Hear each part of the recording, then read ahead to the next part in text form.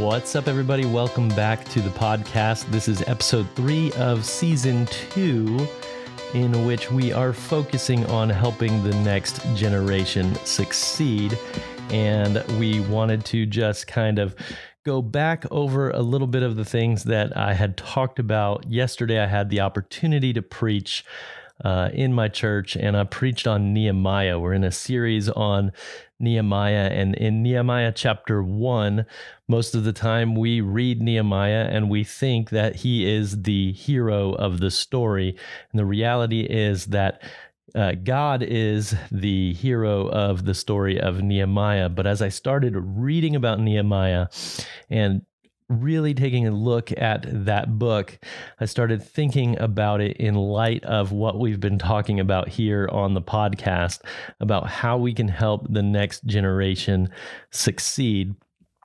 And the stuff that I've been thinking through, and let me just give you a quick rundown of the book of Nehemiah so that you understand what's happening. Nehemiah is a cupbearer to the king.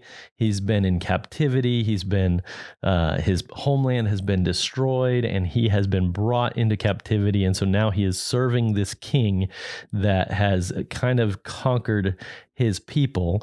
And so the king brings him in, and he's in the king's household, the king's service, and he is serving him. And people come from Jerusalem and tell him what his homeland looks like. And his homeland has been destroyed, and the walls have been burned, and the entire city is in disarray. And so Nehemiah is sad. And in chapter 1, it says that Nehemiah was mourning and weeping for days and days. And whenever he heard this, he heard it in the fall of one of the years of the king's reign. And then the whole book of Nehemiah is kind of like his journal, his diary. So he's writing it in first person, and he says that it was what month it was, right? So he dates it, and he tells us when he heard. So this was in the fall.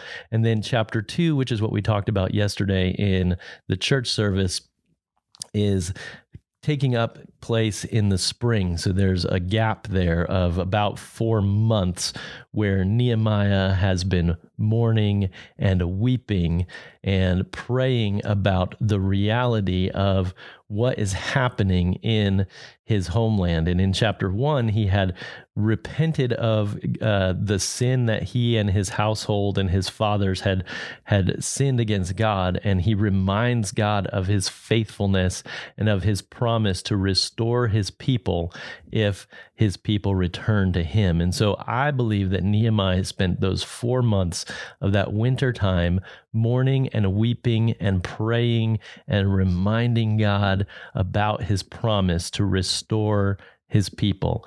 And so the chapter 2 picks up where Nehemiah is in the presence of the king, and the king says, "Why are you so sad? Why are you sad? This can be nothing but sadness of the heart." And so the king asks him what's going on, and Nehemiah, who could have been in a lot of trouble, said, because you're not allowed to be sad in front of the king, you have to be positive and happy. And he says, "How can I not be sad knowing that my homeland has been burned and destroyed?" And the king says to him, "Well, what do you want me to do about it? What do you want me to do?" And Nehemiah says back to the king, "Well, would you send me to go and rebuild the wall of Jerusalem?" Now, that is a huge ask on Nehemiah's part, but it had been burdening him for so long. He was so passionate about God's restoring his people. And I'm getting to the point with this, with our kids and with the next generation. But Nehemiah had been waiting patiently for this opportunity for 4 months. And he knew what he needed to do, and he had been waiting throughout the entire long winter time. And it's interesting to me, the patience that Nehemiah displayed, because even though he had been waiting for those long months, when the king finally gave him permission to go and to do it, Nehemiah travels all the way to Jerusalem, and he gets there and he waits for 3 more days before he does anything.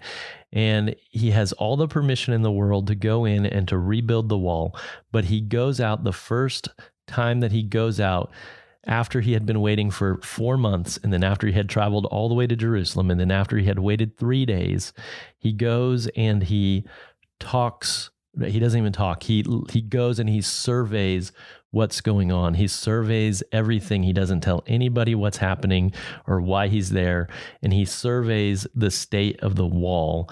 And he's patient even in what he is doing when he gets to Jerusalem. And to me, that's a super important thing. And what we were talking about in our church service was the fact that a lot of times what we want to do is jump ahead and we want to fast forward the story without going through the middle. And so today on this podcast, I want to talk a little bit about what does it look like to be patient like Nehemiah. What does it look like to be patient like Nehemiah, even as a parent or even as someone who is trying to help the next generation succeed? One thing that I have learned in the student ministry is that nothing happens overnight, that nothing happens just quickly in student ministry. And I'm learning that as a parent because, the good stories, every good story that we watch or that we listen to or that we read in a book has a beginning and a middle and an end. And if you go to the movies, you know that you don't want to miss the beginning of the movie. So you get there on time so that you can watch the beginning. And you know that you want to be in your seat at the last scene because that's where the best fight or the best resolution of the conflict happens. If you're ever going to get up at the movies to go to the restroom, what are you going to do? Or to get popcorn, what are you going to do? You're going to get up during the middle of the movie because that's kind of the part where if a movie is a bad movie, it becomes a bad movie in the middle of the story because the end and the beginning are the parts that capture our attention because they're the most attractive parts of the story. And so it's hard to be patient sometimes and sit through the middle. And there's a verse in Philippians that says, I am confident of this thing, that he who began a good work in you will be faithful to complete it in the day of Christ Jesus. Usually what's breaking our hearts as parents, what's breaking our hearts as those who are working with the next generation is that we know that this middle time, which is the very definition of adolescence, right? This time between being a child and being an adult, everybody expects children to not be mature and everybody expects adults to be mature, but we don't know what to do with these adolescents who are in this messy middle where the stories have we have this tendency to not be patient during this time. We want them to grow up all of a sudden and be adults, or we don't want them to grow up and we want to suppress them and have them be kids forever.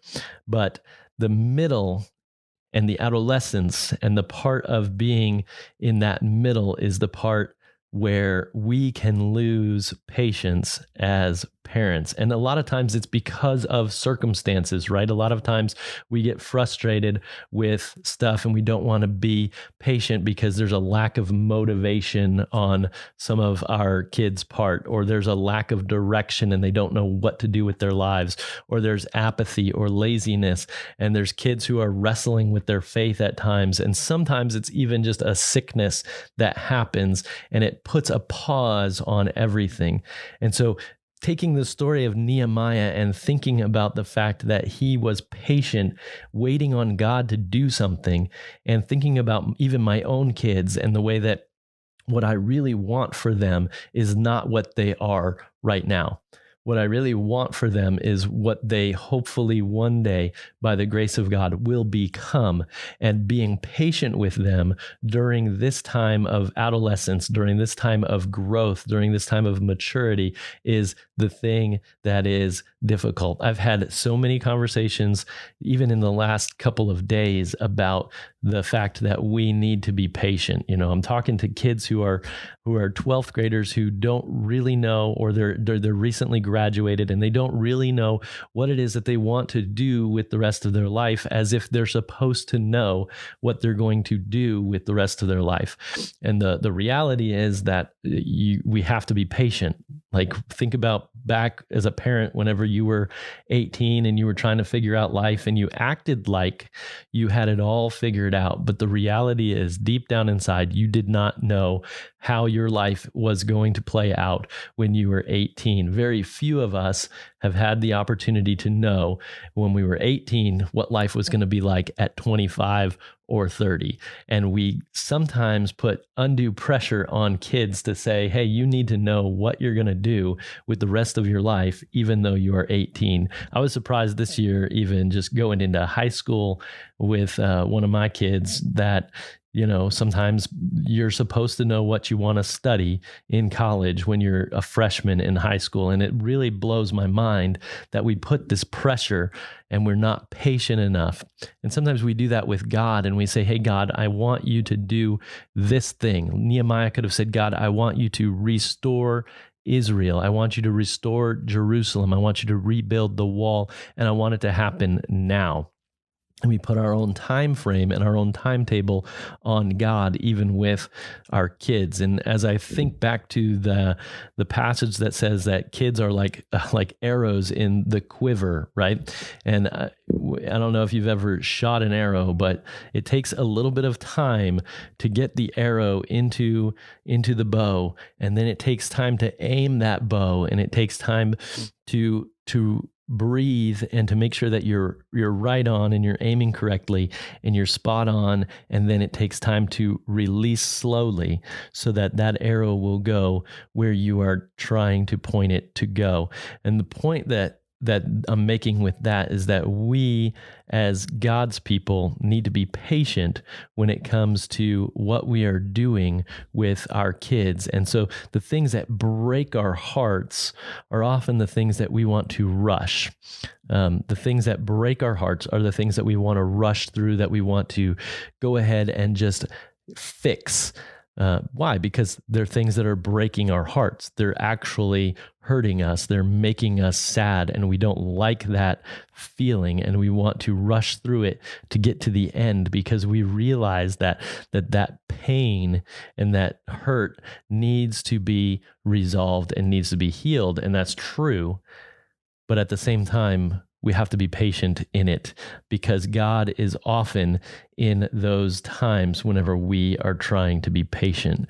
Nehemiah realized that the God of heaven had his hand on him whenever he was put in an uncomfortable situation and he had to ask the king to do something that Nehemiah knew needed to be done. But he knew that the king would not grant him those requests unless the gracious hand of God was on him. And what happens is that we want to do things and we don't wait for God's gracious hand to be on us, and we don't pray to the Lord of heaven, and we don't ask him to help us. What we do is we try to find a way, and we look for different ways of doing it. And so what I want to encourage you today is that God is faithful to complete what he has started. Maybe you have a child who is apathetic. Maybe you have someone who is lazy. Maybe you have kids who are wrestling with their faith, which is part of their growth. Maybe you have kids who are lacking motivation. Maybe you know people who are lacking direction, and you really want to just push them into the right direction. I want to encourage you today to be patient and to let God do what God is doing.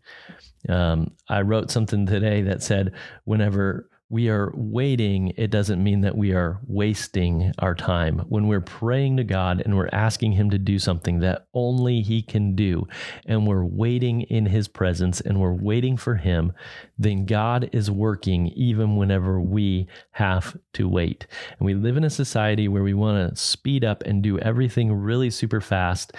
And God, I believe, sometimes places us in situations where we need to pause and we need to wait and we need to be patient like Nehemiah was, so that we can see his face and to see him do things that only he can do, because he is faithful to complete all of those things in the day of Christ Jesus. So all good stories have a beginning, a middle, and an end. And I want to encourage if you're in that middle of that story, that God is still working. He's working out that plot line so that he can resolve whatever it is that you're going through, whatever it is that your kids are going through, whatever it is that the next generation is going through that you're trying to help.